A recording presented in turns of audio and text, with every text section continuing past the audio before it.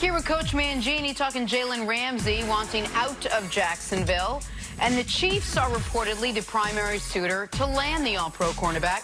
Chiefs players have started their own recruiting. Tyreek Hill tweeting at Jalen Ramsey, "Let's go." Tyrann Mathieu added, "What's up, big head?" to Jalen and his agent. That's a term of endearment, Coach. Whether Jalen's a Jag or a Chief, he's got one thing on his mind. All I care about is winning, man. Everybody know that. I want to win. Straight up. Now, excuse my language, but everybody know that. That's who I am. That's that passion, that fire, that heart. That's what y'all love. All right, Coach. What would Jalen Ramsey do to the Chiefs' Super Bowl hopes? You liked the comments, see? No, I just wait to hear from Coach. Well, here's how I feel about that. Look, and there's going to be different opinions on this. He's passionate. Coaches swear in press conferences. Other players swear in press conferences. I get all that in the moment.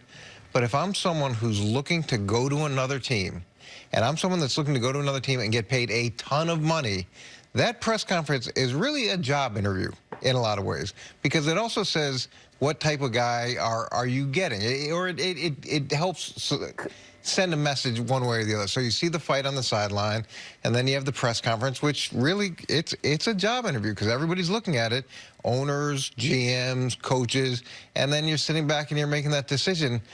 Is Kansas City the best spot? Is that your hope and dream that well, no, I mean, I'll let you finish. Go ahead. Well, look, with elite corners, and I've coached two Hall of Famers. I coached Ty Law, I coached Darrelle Revis. They're easily both going to be in the Hall of Fame. What I loved about those guys is they were willing to do whatever we asked them to do. So if we needed them to play in the slot, they played in the slot. If we needed them to play cover two, they played cover two. If we needed them to run support, they were willing to run support. They were willing, wanted them to play safety, they did that too. They needed to be outside on the punt return team as a vice, they did that because they were part of the bigger picture. So their greatness wasn't just limited with how they played, it was also what they were willing to contribute to the greater good. And they also weren't any issue outside of the locker room or any issue on the sidelines or any of that stuff. So when you've got all these things factored together and now he wants to leave the team he's with, I think it's a little bit of buyer beware. Okay, so he wants to leave the team that he's with for a lot of reasons, one of which is they failed him. Of course they failed him. Of course it's the team's fault that they failed him. How did the Jacksonville Jaguars fail him? Well, I'll let you know. I'll let you know exactly. If you draft a player in the top 5, he instantly plays at an all-pro ability. He's always available. He's never in trouble. You can dislike the profanity, and we can say the GQ interview. How many interceptions does he have? Like, hold on, Coach. Coach, 3 years? Partially because people don't throw to his side of the field. Do you dispute that he's one of the very best in the league at what he does? Do you dispute that he's one of the very best corners in football? Have I sat back and watched all of his tape? Do I understand how he fits into the... I can't say... I would like to be able to say I watched a bunch of games and he is easily one of the best cornerbacks in the game. Is it the narrative that he's one of the best cornerbacks in the game? Yeah, but does that narrative easily flow to players if they're drafted high? Yeah, okay. Typically if a guy gets drafted high, everybody assumes, God, he must be a great player, let's just look at regardless of how well he performs. This isn't narrative. In his rookie year, he allowed a 77 quarterback rating. His second year, he allowed a 66 quarterback rating. His third year, he allowed a 74 quarterback rating. How good was Jacksonville's defensive line those years? Those very good, particularly the last two of the last 3. Okay, so listen, maybe you think he's not that good. I'm not going to argue on those points because I think he's excellent. I think he's the best corner in football. Patrick Peterson, when he comes back, has an argument to be alongside him. When I say that when you take a player at that position and he's never in trouble and he's always available and he has been the best player on your team, you are A, you're supposed to pay him, and B, for your most talented people, you are at times supposed to make acquiesce to certain things so they want to stay there. Because last year they were a bad team, not because of him, not because of that defense. That was a top 5 defense. And this year they're once again struggling.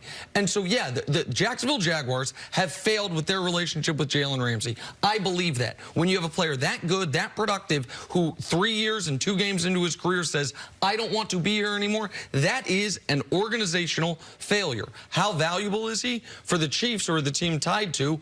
I think he would be the best player of any player you could add in the league to add to them. Now, you brought up Aaron Donald earlier, C. The only pushback I would have there is the Chiefs have had pass rushers last 2 years. Defense hadn't been any good. Not as good. No, nobody's as good as Aaron Donald at that. I understand that. But they just added Frank Clark. They still have Chris Jones D-tackle. But even if we want to say Aaron Donald be the #1 pick, fine. He is. I was just correcting your statement. You said if I could take any player. Sure. And right? That's what that statement was about. No problem. And so if I still would rather have Jalen because of the roster makeup, but now we're parsing. He's the best player you could add outside in your secondary of any player in the league to this team, and I don't think he'd be a problem in the Kansas City locker room. I don't think he'd want to leave Kansas City. I think they'd pay him, and I think they'd let him play the way he wants to play. Well, this is the thing you have to be aware of. The Pittsburgh Steelers did everything that AB would want them to do.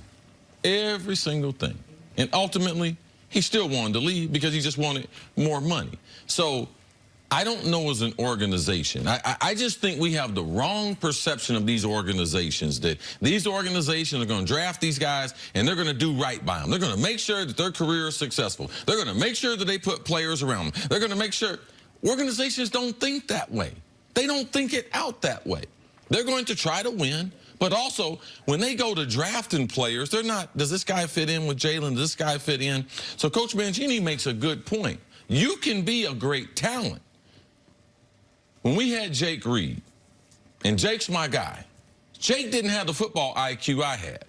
I'm not a typical Z receiver.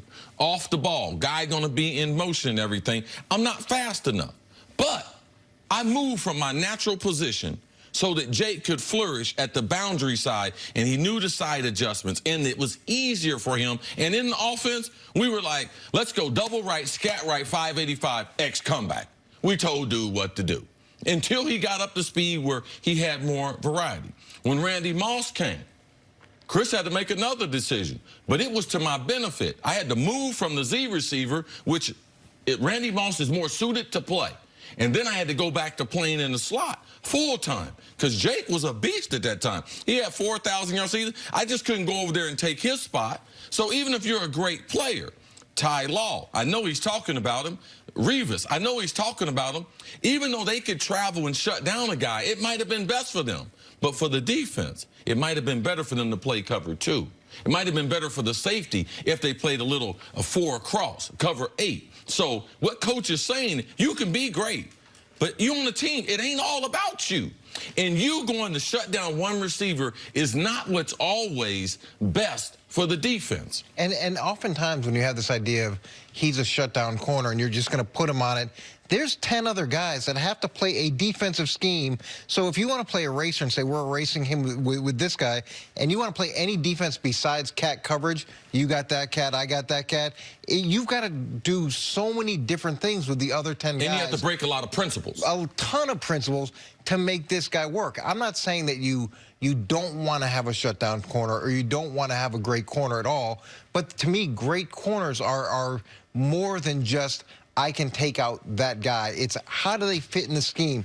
It's the willingness to compensate for someone else's weakness in order to make the group stronger. It's all those components. It's how disruptive you are in the locker room. And when you say an organization has failed someone because they haven't paid them or because they've gone through a hard time, there's a lot of hard time in sports. And don't you want the guys that are willing to go through that hard time with their teammates and try to turn that organization that made a commitment to you, a significant commitment to you, don't you want to pay that organization back? And don't you as an organization, when you draft a player in the top 5 and he is instantly great, don't you want to reward that guy with a contract extension? When we talk about all these guys, you guys talk all the time about how much crazy there is in the locker room, how much stuff gets covered up, how much that we only see this % of it. There are no character questions about Jalen Ramsey. There are no availability questions about Jalen. He almost fought his head coach. And Tom Brady almost fought Bill. No. Tom Brady wasn't trying to fight. Oh, and no, that wasn't. Okay. Nick, you can't put them in the same breath. All right, the idea. Tom Brady once in 19 15 years. Okay, Tom raised his voice. Tom and Bill O'Brien got in a screaming match with each other, but we see, listen, you guys... Jalen, no, Nick, I've been on the sideline. I'm not going to let you categorize them in the same category. So Tom didn't get up and go after him. Agreed. And there was no one who felt like, I got to remove the coach from in this guy's face. I know the coach is not going to hit him, but I don't know what the other guy is going to do. So I don't have a problem with Jalen except the press conference. Because if you're one of my marquee guys, you're also one of the faces of the league, I expect you to do a better press conference. I've talked to Jalen. I've seen Jalen's interviews. He's capable of better than that. So I don't have one problem with Jalen but what he said on getting ready for the game. His messaging points were the right way, but he's far more educated than to speak the way he did. And if you're representing the NFL team, you get behind the podium. When you sign your contract, you're supposed to do interviews once a week and after the game. That's the only problem that I have with Jalen. And if you're trying to move, market yourself. I'm going to be focused on the game. If you got a question about Thursday's game, those are the only questions. Just as simple. Use some of your words and your vocabulary compared to the way he went about that. And listen, if we want to get after him on the profanity, fine. But my point remains, and you and I, Coach, I just have a different philosophical approach on a lot of these things, which is, yes, in a perfect world, every player is just, hey, I'm happy to be here. I'm going to abide by my contract. When the team pays me, it'll be generous of them to do it. And yes, even though I'm more comfortable playing this way, however you want me to play, I will play. In my experience, in sports or non-sports, when you are dealing with the most talented people in the world at their profession, the best managers of those people, recognize, might be a little crazy, might have a little diva to them, might need to give this person a little extra special treatment. And if you're Jalen, there's three things that can make Jalen feel good: winning, money, playing football the way he wants to. The winning, they're not doing. It's nobody's fault or everybody's fault. The money, they chose not to do it. Letting him play the way he wants to, they chose not to do it. Rightly or wrongly, that has led to the best player on their team, who is not even yet in the prime of his career, saying, I don't want to be here. That is an organizational failure. When they took him 5 overall, it wasn't thinking he'll be gone in 3.5 years. No, the truth of the matter, go ahead, Coach. I mean, I agree with you. In a team sport, you should give one player everything they want because they want it. How about anything? How about give him anything he wants because he wants it? He's making $7 million a year. He's on his rookie deal. He's going into his 4th year. Okay. And now he wants a trade. They're offering up the trade. Like, well, I guess, yeah, just give him whatever he wants. All right, we got a break there. Coach, stick around. Coming up, does Eli Manning still have anything left in the tank? That's next on First Things First. Just give him whatever he wants. Whatever he wants. You're wearing your Jaguars tie today. I am.